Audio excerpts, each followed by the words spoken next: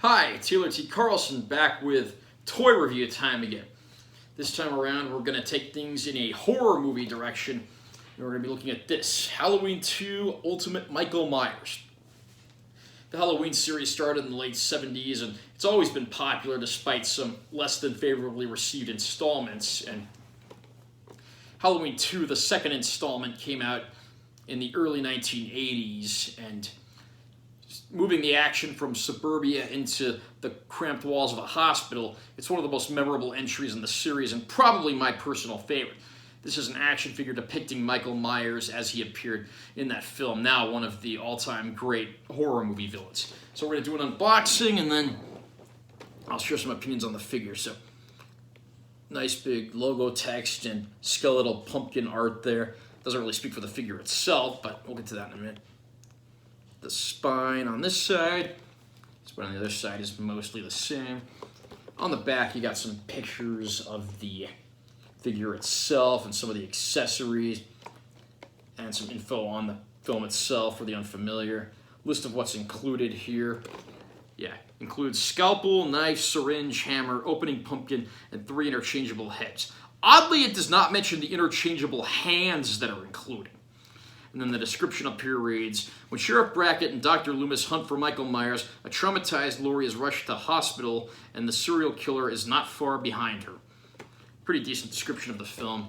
On the bottom here, you got your copyright information. And with a lot of the other Neca releases, it gives credits to the people who worked on this figure. And then you got your obligatory discretion disclaimer here.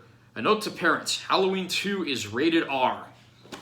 And this folds open. You got a picture of the figure on that side. Our actual figure is in here with all his accessories and interchangeable heads and hands. So let's go ahead and crack him open.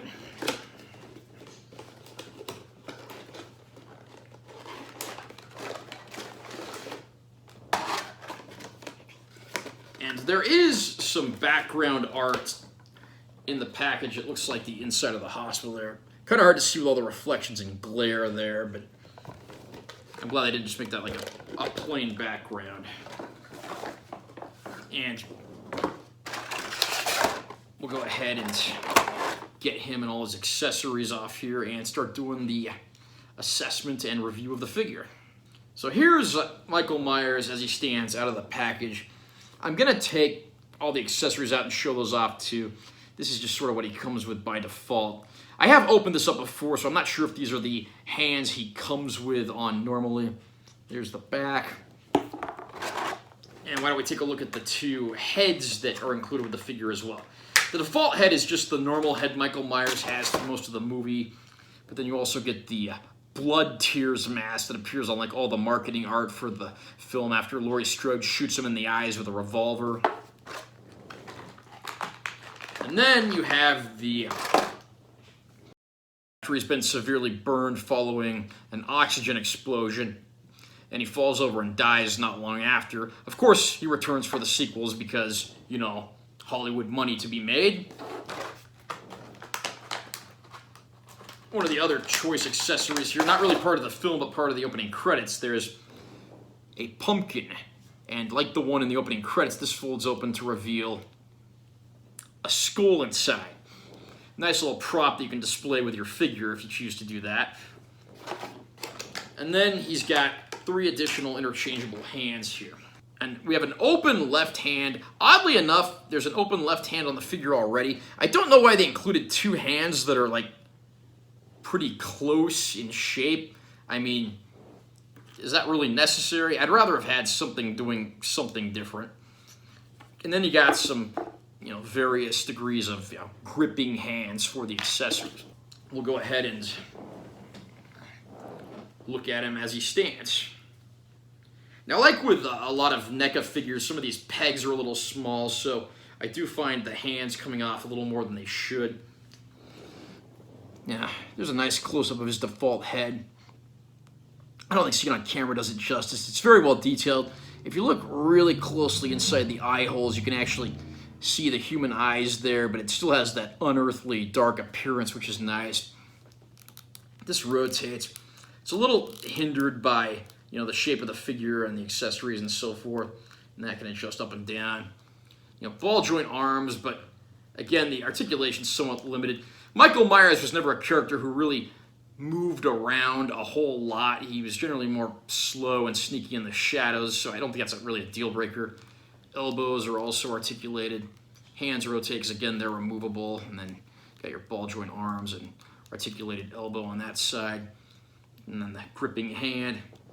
Disappointingly, the figure does not rotate at the waist, nor can it really bend down, aside from you bending the legs forward.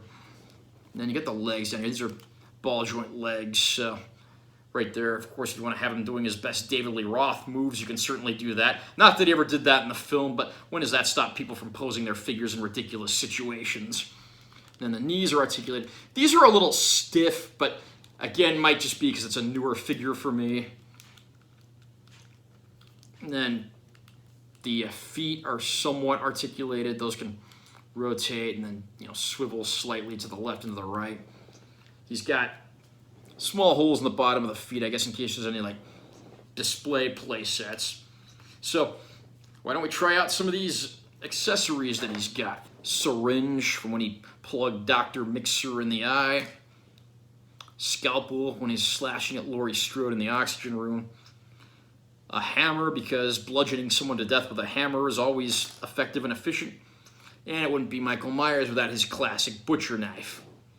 So we've already got a gripping hand on the figure. Let's and these are different sizes of gripping hands, so different ones might fit different accessories better. Yeah, and that fits in there pretty good. He's ready to go cut up Laurie Strode. And then we got our hammer. We'll try that in here too. And you can slightly adjust the hands. I wouldn't twist these too hard because you don't want to break them or anything, but there, he's got his hammer. Before we try out the other accessories, I'll take his head off and put one of the other ones on. If you look closely inside there, there's a letter B inside his default head. It's kind of hard to see on camera. We'll put on the Blood Tears mask next. Oddly, this also has the letter B on the inside.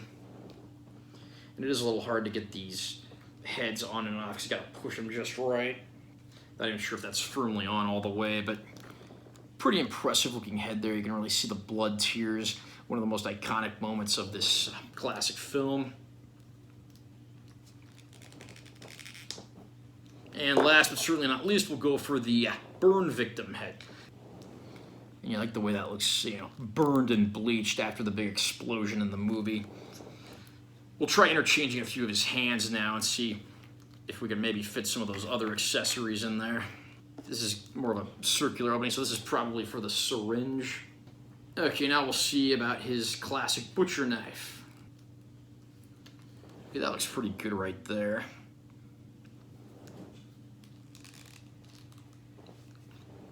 And there you have it. Are you a fan of the Halloween film franchises, and have you had a chance to pick up any of these NECA action figures of the movies yet?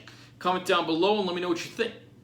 Also, remember to subscribe to this channel for more content because I'm always posting new videos, and give this one a like if you found it helpful or interesting. I'm Taylor T. Carlson. See you next time.